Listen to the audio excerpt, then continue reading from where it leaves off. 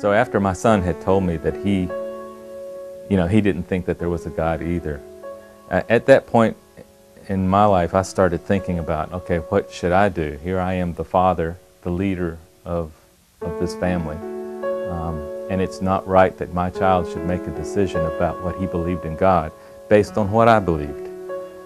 So I began to search for churches where I thought that I could take my family, because I felt like it was my responsibility to take my family and have them be exposed to a religious teaching and education that would help them formulate their own ideas about God rather than swallowing what I believed about God. So we went to one church, and it was a traditional church, and they fell asleep one on each shoulder. And I knew then that wasn't going to be the church that we decided to go to. That just wasn't going to cut it. But the very next Sunday, we decided to go to Cross Point, and the decision was based on just the newspaper ad in the newspaper and some postcards that we were receiving about Cross Point that made it look like kind of an interesting and laid-back place to go. And you have to understand that for me, I needed to feel comfortable going into a church because I was very, very skeptical of overbearing Christians at the time. I kind of had this idea that they would pounce on me.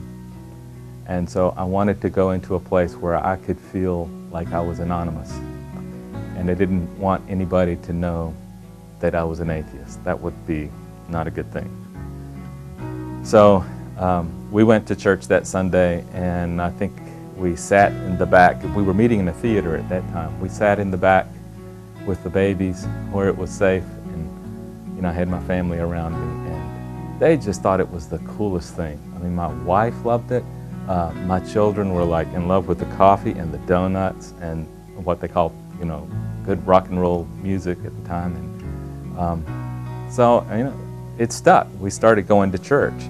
Sunday after Sunday, we'd attend, and I don't think we missed a Sunday. And secretly, I enjoyed it as well. The worship was interesting. I'd never seen worship like that before. People weren't just singing songs; they were actually expressing heartfelt emotion about what they believed. And for me, it began this whole questioning process about what I believed and whether or not, maybe I was wrong. I struggled with this for a long time, silently, without my family knowing, without anybody else knowing. What was difficult for me was to come to a place where I could actually pray to a God that I didn't believe in. But that's what I did. I just sort of stopped what I was doing, and I said a little prayer, and I prayed something like this. I said, God, if you're real, help me find the place where they're doing baptisms this afternoon, and I'll go there. I'll walk down the aisle and I'll be baptized. My son was with me, my youngest son. I grabbed him and I yelled in the door at my wife Jan, and I said, we're going to the hardware store for some nails, and I did need some nails.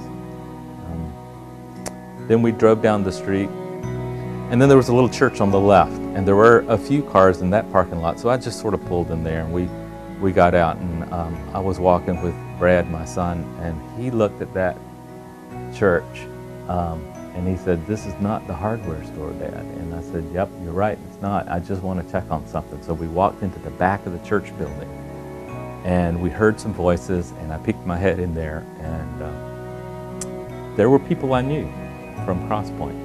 And I knew, man, I had found this place, and I had made this promise, and I couldn't turn back. I couldn't turn back.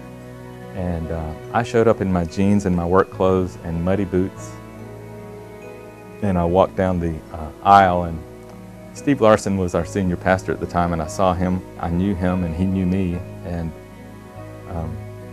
I asked him if there was room for one more, and he thought it was for my son. I said, no, it's for me. I need to take this step. And so at that time, I was baptized, and it was a big relief off of my shoulders. I didn't know exactly what I had done. I had to sort of sort through all of that in the weeks following, and I did a lot more reading. But at that point in time, I gave my life to Christ, and I let Him become the ruler and director of my life. And it was about a week, no, 2-3 weeks later that my wife and children also came to the very same place, that little church, and they were baptized there as well.